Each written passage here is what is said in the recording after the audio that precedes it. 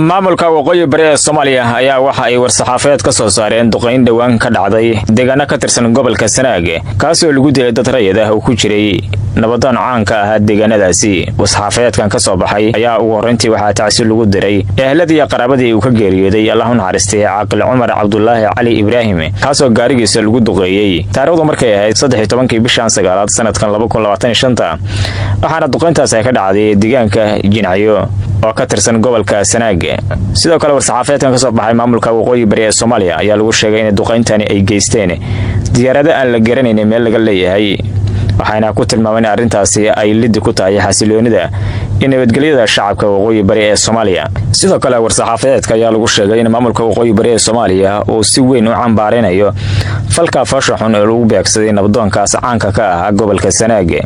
waxaana ku tilmaameen in arrintaasi ay tahay mid ka soo horjeeda dhaqanka Soomaaliyeed iyo sidoo kale karaamada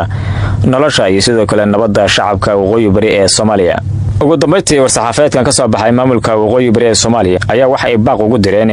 dowladda federaalka Soomaaliya iyagoona ugu baaqay in dowladdu ay qaadato doorkeeda ku aadan ilaalinta hawada Soomaaliya isla markaana ay la socoto dhaqdhaqaaqyada kala duwan oo diyaaradaha aan duuliyaha lahayn ee wadamada shisheeye ka fuliyaan qaybo ka mid ah wadankeena Soomaaliya.